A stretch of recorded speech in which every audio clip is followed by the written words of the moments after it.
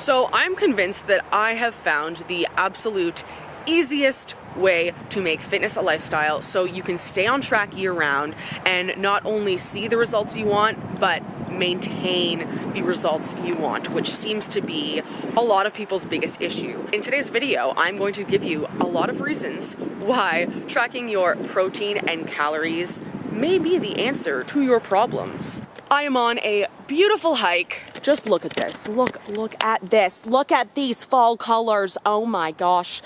Point number one. So if you are just focused on hitting your protein and calories, it makes staying on track so much easier if you are busy or just on the go when you're traveling. The reasoning behind this is because if you're only focused on hitting your calories and your protein, you don't have to be so concerned about your food selection because things don't have to be so precise. So if you're busy and you don't want to sit down and spend all this time tracking, it's so much quicker to just type in your food into MyFitnessPal and say, oh, am I over my calories yet? No. Oh, am I close to my protein?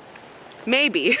Whereas if you're paying attention to your carbs and your fats as well, it's a whole different ball game. So that also makes it harder to estimate things. So again, if you're on the go or even just really busy and don't have food on hand and you need to pick something up, it's a lot harder to do that if you have to worry about all your macros. And that kind of, for me at least, it contributed to that all or nothing mindset. And I would be scared to estimate foods or eat foods that somebody else prepared or that I bought, because if I didn't know the exact macros, I was like, well, then I'm ruining my day. I'm ruining my intake for the day. Then I would just like spiral out of control, and you get that whole like all or nothing thing where you're like, well, then today's a disaster. I'm just gonna eat really bad, blah, blah, blah. And it was just stressful. If you're just gonna estimate something and all you're doing is tracking the calories and protein, it's so much easier. Now, obviously when I say you're still tracking the entire food, and the carbs and fats are also going to be tracked, but you're only worrying about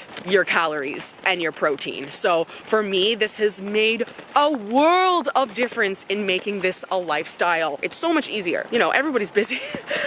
This is gonna make things so much easier because you don't have to feel so on track or off track. Even if you're picking like not as nutritious food choices. I mean, obviously you don't want to be eating crap all the time, but if you're in like an extreme situation, like you're traveling but you still want to stay like somewhat on track, you don't have to be like, oh, am I hitting all my macros, blah, blah, blah. Or on the other hand, you don't have to think, oh, well, I can't hit my macros because this is really hard to figure out, so fuck it, I'm just going to eat like trash. No, you can find the middle ground and be like, I'm still going to eat some fun foods that I enjoy, and I might not be eating as many nutritionally dense foods as I usually would, but I'm gonna keep track of the calories. Woo, a squirrel. I'm gonna keep track of the calories, and voila, there you go. That is how you stay on track easier if you are busy or on the go or estimating calories. Ba-ba.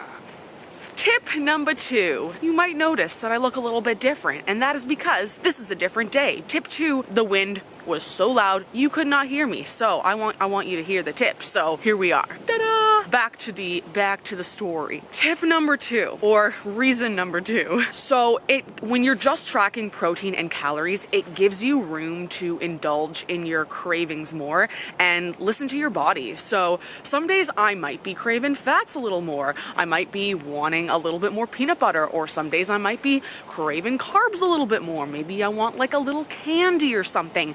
And I don't want to have to... Little sounds in the forest freak me out so much.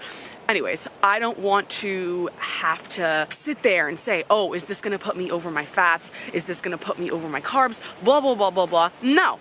This is a lifestyle. So as long as I know that I can track it in and see that it's not going to put me so high in my calories to the point that I don't have room for my protein, that's all that really matters. And then obviously this helps you stay on track long term because you don't get these cravings just building up over time. Or even in the past, I would just feel deprived if I could only fit like a tiny portion of peanut butter in my fats, and it was just sad.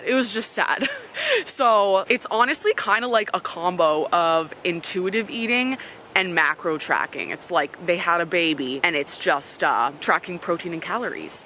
And the thing is, even if you're someone who doesn't really want to track over the long term and eventually you want to stop tracking, this is kind of a good way to ease yourself into it, because again, you're just paying attention to less things, just protein and calories. Eventually you'll be able to kind of have an idea of how to do that intuitively. And the other fantastic part about it is once you're maintaining your weight, it's so flexible. I literally just stick to a range of calories, make sure I'm hitting my protein, and that's it. If you're trying to lose body fat, you might not want to stick to a huge range of calories, just so you have a record of what you've been doing. So if in a few weeks you're not seeing changes, you have a better idea of what part of your eating needs to change. And whether you're trying to lose weight, trying to maintain weight, trying to gain muscle, it just makes it so much easier. Now, we're gonna go back in time and listen to point number 3. Bye-bye.